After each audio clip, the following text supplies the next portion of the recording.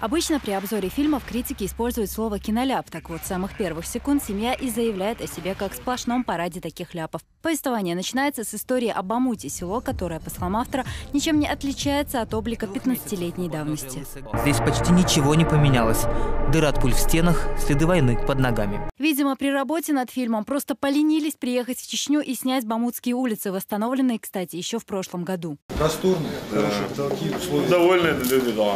Конечно, довольны. Ой, очень довольны. Впрочем, подборкой видеоряда авторы фильма решили вообще себя не утруждать. Он почти полностью построен на архивных кадрах в кроваво-красной обработке. Судя по всему, это дополнительная мера для устрашения вкупе с заведомо искаженными фактами. Как, например, про силовые подразделения в республике и тех, кто в них служит. Чеченские силовики – это в первую очередь каратели, то есть это не профессиональные военные, как нам их пытаются представить, это не часть системы правоохранительных органов России. Это опричнина. Итак, Бамут еще не достроен, а среди силовиков Чечни, оказывается, работают одни дилетанты. Непонятно только, как бойцам чеченского спецназа удалось выиграть чемпионат мира, триумфально представив Россию на престижных соревнованиях в Иордании, выиграв кубок стоимостью в $250 тысяч.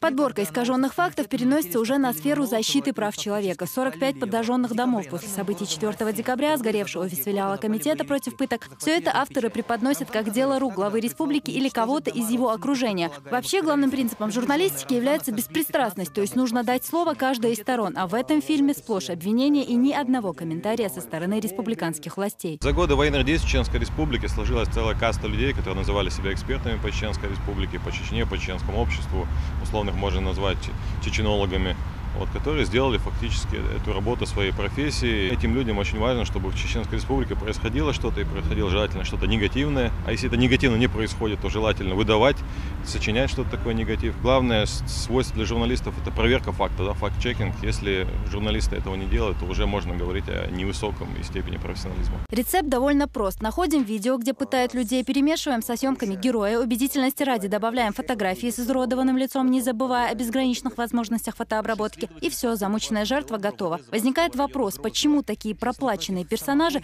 не обжалуют в суде незаконные действия властей? Вероятно, это такая легкая форма наживы. Выехать из республики, сесть перед камерой и рассказать пару устрашающих историй. При работе над этим фильмом, видимо, руководствовались вопросом, к чему бы придраться, и нашли окраска домов по улице Садаева, ведущей к Ахмат-арене. Ее связывают с флагом сборной Голландии, родины бывшего тренера Терека. Интересно, как в таком случае обосновать оранжевый цвет домов в поселке Долинский? Выходит, это дань памяти карьере Гулита в грозненской команде. Оказывается, в Грозном есть только одна восстановленная улица – проспект Путина. Все остальное, то есть места, где не проезжает кортеж Кадырова, это руины. Получается, что мониторинговое агентство NewsEffector вместе с Фондом региональных исследований региона России, серьезной организацией по исследованию общественного мнения, выяснившей, что жители чеченской столицы являются самыми счастливыми в стране, соврали или опрашивали только тех, кто живет на одном из главных проспектов. Я проехал по новой Чечне и не переставал восхищаться.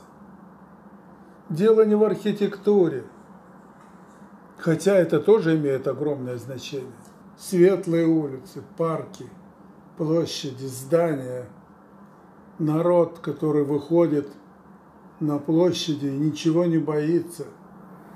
И если мы болтаем во многих регионах о дружбе, межконфессиональной дружбе, приезжайте в Чечню и посмотрите, как происходит это в жизни, а не на словах. Как соседствуют рядом и мечеть, и храм православный, и синагога. Как спокойно себя чувствуют люди разных национальностей. Как они любят, в конце концов, свою республику. Какое имеет право Ходорковский, который ведь недавно просил милостиво простить его и выпустить, и его выпустили из-за больной матери, никогда не хотела Чечня выходить от братской России и не собирается выходить. И нет у нее особого статуса, просто Рамзан Кадыров унаследовал заветы своего великого отца Ахмада Кадырова. Создал команду единомышленников, которые борются за свободу, независимость и честь своего народа. И, безусловно, он думает о благополучии, восстанавливая все разрушенное и создавая новые города. Еще авторам семьи не понравились высотки Грозный-Сити. Цены за номера, кстати, весьма демократичные по сравнению с гостиницами по всей стране. Критике подверглись и якобы пустующие жилплощади, хотя в республике активно реализуются жилищные программы. К примеру, по данным Росстата, Чечня занимает первое место в стране по строительству нового жилья. Следующий пункт – надпись на здании высоток. Мы любим пророка Мухаммеда. Едва темнеет, над Грозным-Сити зажигаются огни Таймс-сквера с местным колоритом. Почему-то в роли пророка Ахмад Хаджи Кадыров и Владимир Путин, улыбающиеся с пустых небоскребов. Видимо, Ходорковский, вступившись вдруг за соответствие картинки религиозному тексту, напрочь забыл события этой зимы, то, что пророка рисовать нельзя, и свое заявление по поводу карикатур на него. О том, как трепетно они относятся ко всему, что связано с лучшим из людей, мусульмане республики показали 19 января. Митинг «Мы любим пророка Мухаммада, да благословит его Аллах и приветствует» объединил все конфессии страны.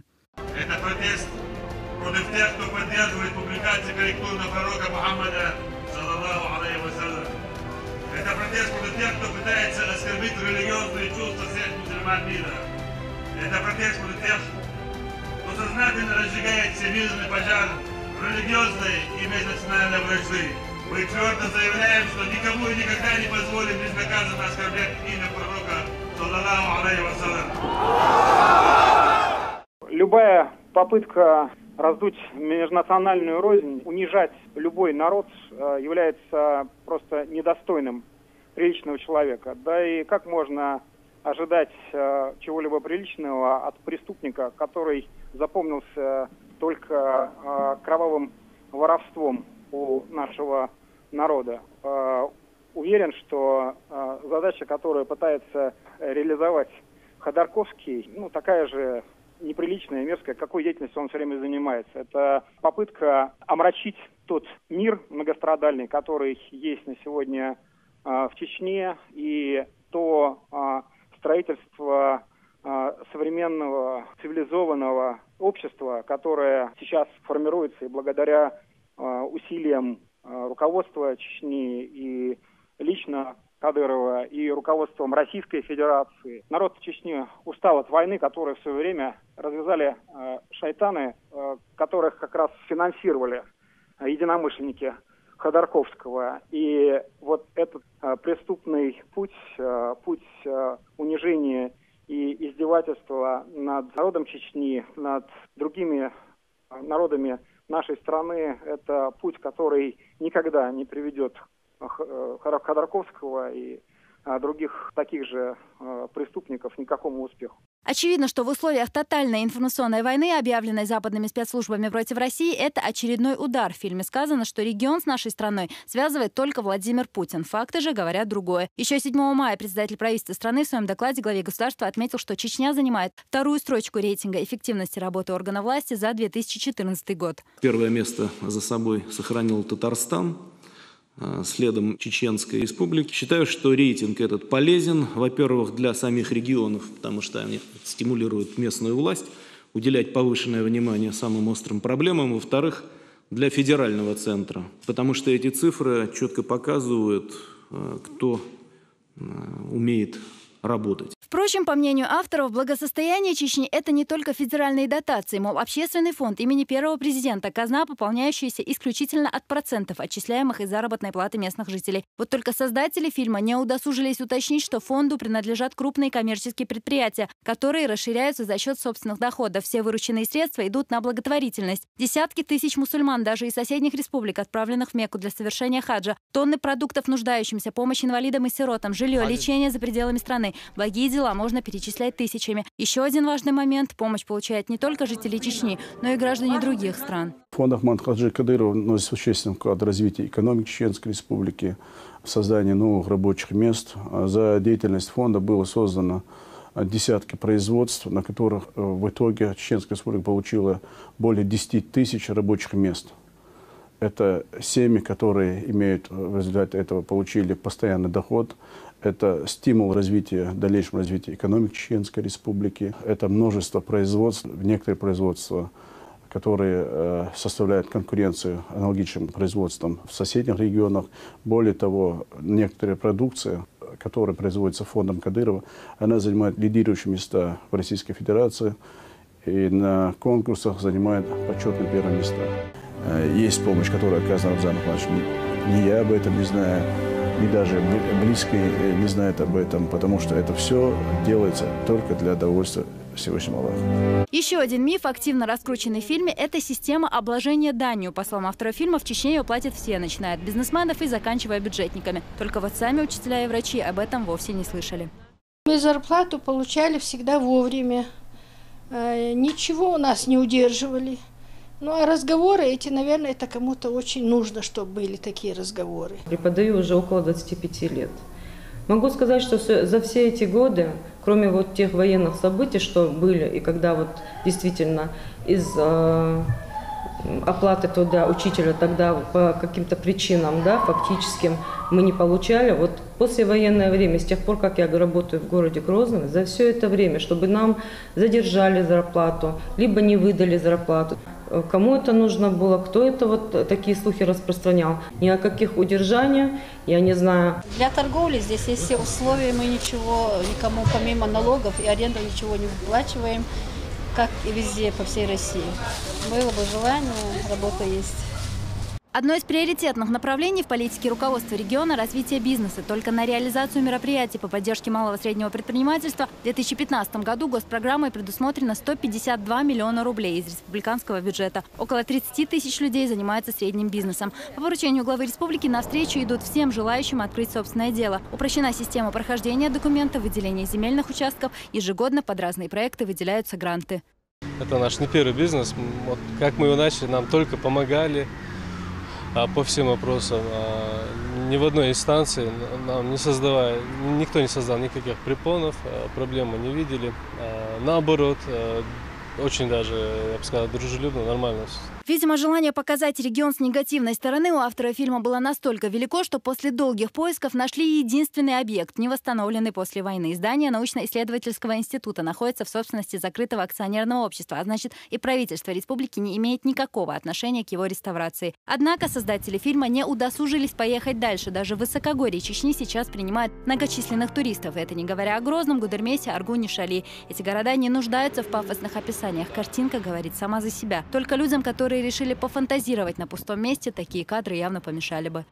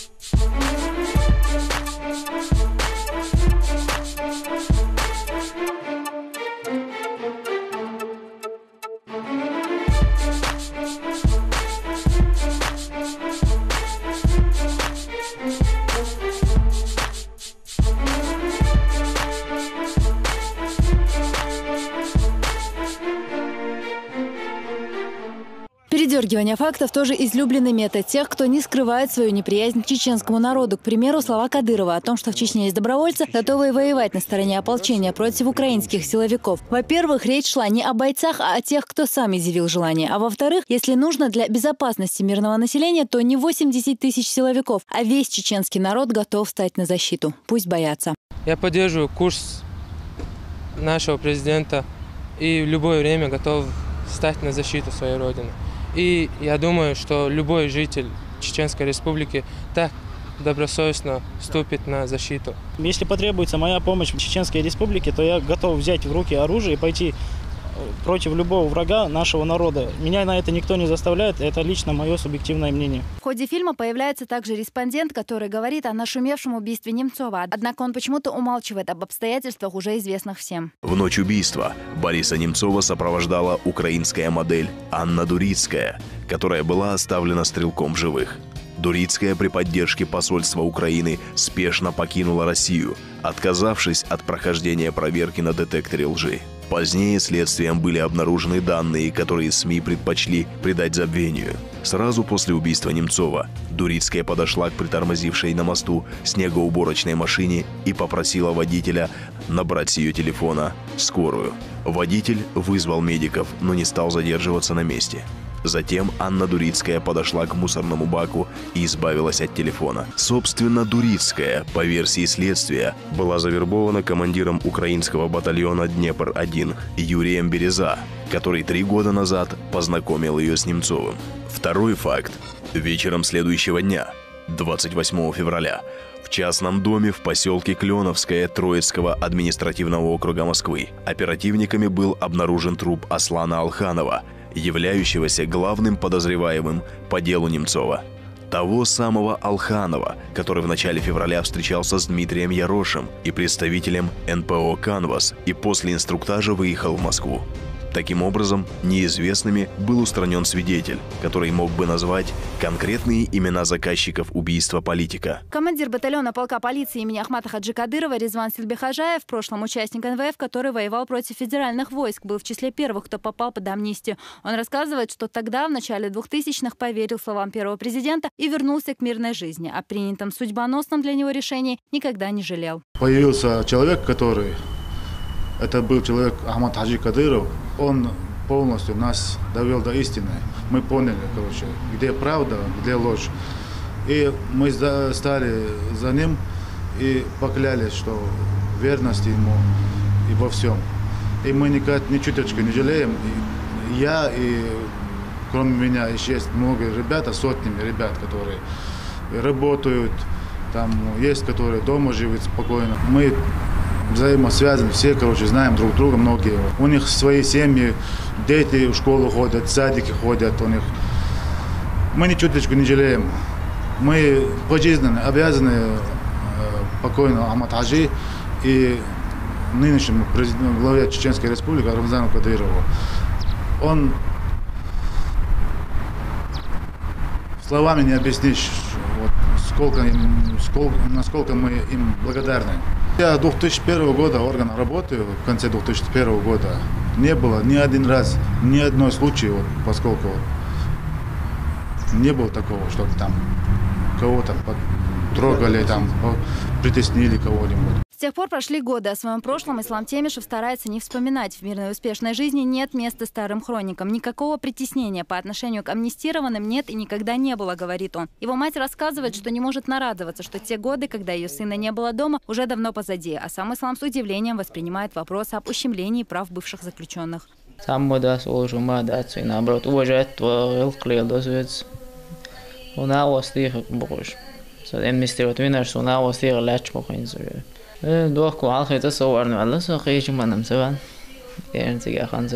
Нормально, боишь Бог и дегдан.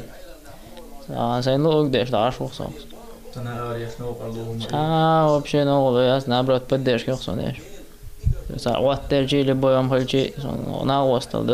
Им чем хуже в нашей республике, тем лучше, говорят о некоторых из своих коллег чеченские правозащитники. Они не являются борцами за правду, тем более их не интересуют права и свободы людей. Их задача – собрать негативную информацию. Ведь только так можно получить средства на мнимую борьбу со злом. Но прежде необходимо найти врага. Это можно сказать и про Каляпина, который выступает экспертом во всех негативных фильмах про Чечню. Впрочем, его активность вполне объяснима, если учесть, что каждое его упоминание в СМИ, в котором он противопоставляет себя главе Чеченской республики, есть для его пиара жирный плюс. Такое позиционирование не раз давало Каляпину возможность выбивать у западных спонсоров большие финансовые средства на мнимые правозащитные цели и задачи. И это немалые деньги. По информации, представленной на сайте Комитета против пыток, только в 2013 году различные европейские фонды выделили Игорю Каляпину более 44 миллионов рублей, направленных на привитие народу недоверия к институтам власти. После просмотра фильма «Семья» напрашивается один разумный вопрос. А судьи кто? Люди, которые играют в экспертов по Чечне, при этом даже не побывав в республике. Или автор и спонсор проекта Михаил Ходорковский, Ходорковский, лишившись возможности эксплуатировать и грабить собственную страну, взял чернить ее руководство, говорят многие представители СМИ. Наверное, тот самый патриот Ходорковский, в роли которого он выступает в этом нелепом фильме, забыл о нашумевшем убийстве мэра Нефтеюганска Владимира Петухова. Отмечу, преступление было совершено именно в день рождения Ходорковского. СМИ даже называли это подарком.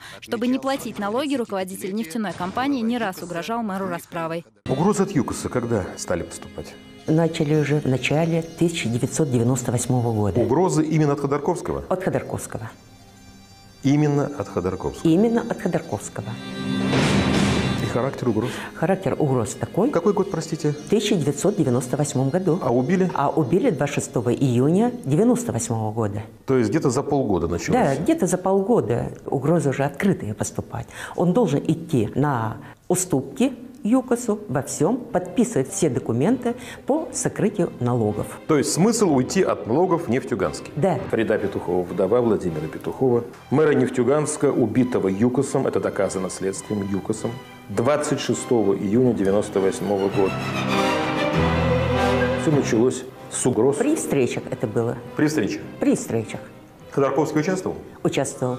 Лично он? Лично участвовал. Сегодня Ходорковский беспокоится за российский народ. Однако совсем недавно он же обрек на нищету жителей Нефтеюганска. Почему-то тогда его не беспокоили права все тех же россиян. Судя по всему, и этих людей он считал второсортными. Они решили избавиться от социальной сферы города Нефтеюганска полностью. Они решили скинуть со своих плеч садики, они решили скинуть школы, они решили скинуть все, что мешает развитию нефтяного производства. Так называемые эффективные менеджеры ЮКОСа пошли по самому простому пути.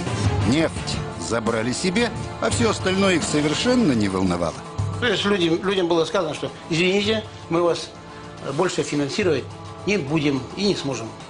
Вслед за социальными учреждениями с баланса компании были сняты и сервисные предприятия. Оптимизация расходов шла ударными темпами.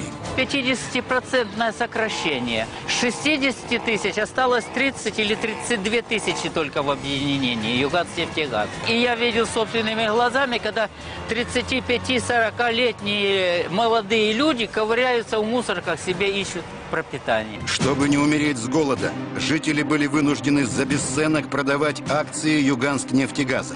И это тоже было на руку ЮКОСу. Вам же дали, значит, вот акции, продавайте акции. Ну нет сейчас, у компании нет денег на выплату зарплаты. 3 месяца не выплачивали зарплату, потом пришли и попросили расписаться, что мы эту зарплату в долг оставляем ЮКОСу до лучших времен. Из этого фильма видно, что ситуация с кражей заработных плат Ходорковский знаком не понаслышке. Говоря об удержании зарплат в Чечне, он явно судил по себе. Расколоть Россию и подыгрывать Западу. Эти попытки Ходорковский не перестает предпринимать даже тогда, когда глава государства помиловал его и выпустил на свободу, жалившись над здоровьем его матери. В его криминальной истории не только срок за хищение государственных средств, но и подозрение в причастности к нескольким громким убийствам. Если тогда глава ЮКОСа наживал богатство, идя по трупам своих же партнеров, то сегодня он стремится к власти, подставляя миллионы россиян. Информационная атака на чеченского лидера, а через него на Владимира Путина – это не что иное, как попытка устроить в России второй Майдан, говорят политологи. Если в случае с Украиной он прошел по сценарию западных спецслужб, то в нашей стране попытки цветной революции есть кому остановить. Мы видели, что в Киеве одной из причин, почему удался госпереворот, оказалось то, что некому было разогнать эту банду ультранационалистов и неонацистов из-за Евромайдана. А в России есть удары информационные по Рамзану Кадырову. Они являются частью подготовки цветной революции. Любой приличный человек сейчас, который отстаивает интересы страны, интересы суверенитета Российской Федерации, подвергается такого рода информационным атакам. По моей информации, в Чечне этот фильм вызывает скорее смех, почти как юмористический. Настолько далеки создатели этого фильма от реальности. Впрочем, сам фильм, который выложили на сайт «Открытая Россия» и пропиаренный оппозиционерами, мягко говоря, с профессиональной точки зрения потерпит фиаско. Во-первых, авторы особо не утруждали себя обработкой информации. В фильме использованы совершенно непроверенные данные, причем уже не интересные зрителю за сроком давности. А видеоряд и вовсе просто позаимствован у других СМИ. Видимо, у опального олигарха не хватило средств, чтобы командировать съемочную группу в Чечню. Может, тогда они узнали бы, что количество всех стражей порядка вместе взятых не превышает 20 тысяч. тысяч. Цифра 80 тысяч непонятно откуда взялась. Более того, уже давно нет таких подразделений, как нефтеполки и личная охрана Кадырова. Батальон «Север» еще несколько лет назад реорганизован в полк. С такой осведомленностью и профессиональным подходом вряд ли стоит надеяться на успех проекта. Можно с уверенностью сказать, что идеологическая диверсия, направленная через Чечню на Россию, нужного эффекта в стране не дала. Проект Ходорковского оказался провальным. Аза Исаева, Рузана Веселаева, Исмина Гацаева, Елизавета Чепханова. Новости.